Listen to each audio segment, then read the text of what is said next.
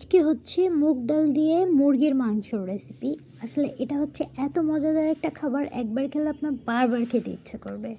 আসসালামু আলাইকুম, সবাই কেমন আছেন? এই যে মুগ ডালটাকে আগে আমি ভালোভাবে ভেজে নিলাম, তারপরে হচ্ছে এটাকে আমি রান্না করব।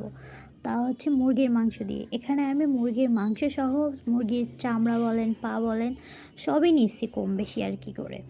কারণ হচ্ছে এটা দিয়ে চামড়া দিয়ে তারপর মুরগির তেল দিয়ে রান্না করলে বেশি ভালো লাগে। এখন আমি সব মশলা দিয়ে তারপরে হচ্ছে মুরগির মাংসটাকে ভালোভাবে মাখাবো, আর মাখিয়ে কিছুক্ষণ রাখবো। হলুদ, মরিচ, তারপর হচ্ছে আদা রসুন বাটা, তারপর তেল একসাথে, ধনিয়া জিরা একসাথে করে আমি ভালোভাবে কিছুক্ষণ এটাকে মাখিয়ে নিব। মাখিয়ে নেওয়ার পরে আমি অনেকক্ষণ পর্যন্ত এটাকে, প্রায় আধা ঘন্টা পর্যন্ত এটাকে আমি রেখে দিব। কারণ এটা একটু সময় নিয়ে রান্না করলে বেশি মজা হয়, তাই ভাবলাম একটু রেখে দিই।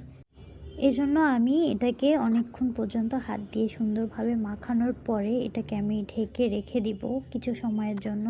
আপনারা কিন্তু আমার ভিডিও দেখে রান্না করতে পারেন, তাহলে বেশি ভালো হবে। আর এখানে আমি লাস্টে তেলটা দিয়ে দিলাম কেন জানেন?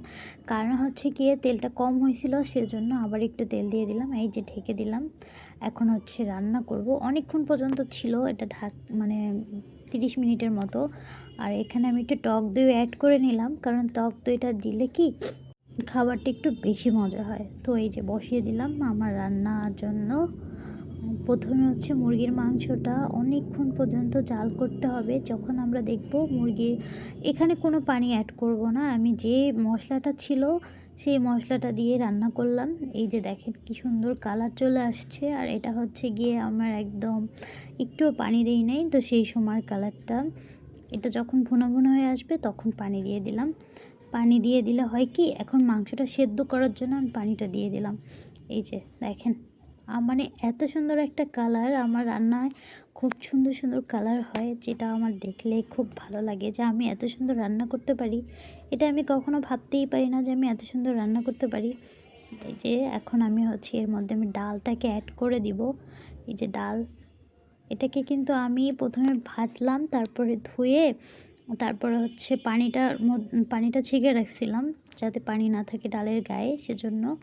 এখন আমি পুরো ডালটা দিয়ে দিলাম মুরগির মাংসের মধ্যে। এখন আমি এটাকে খুব ভালোভাবে ভুনা ভুনা করব, যাতে একটু যদি পানি থাকে সেটাও টেনে যায়, আর কোনো গন্ধ না আসে, মশলার কোনো গন্ধ সেন্ট না আসে। তো এখন আমি পানি অ্যাড করে দিলাম। এখানে একটু বেশি পানি দিবেন, যেহেতু লাল মুরগি, এটা সেদ্ধ হইতে অনেক সময় লাগে, তাই। তারপর হচ্ছে রান্না শেষ। এই যে এখন আমি এটাকে গুঁড়ো মশলা দিয়ে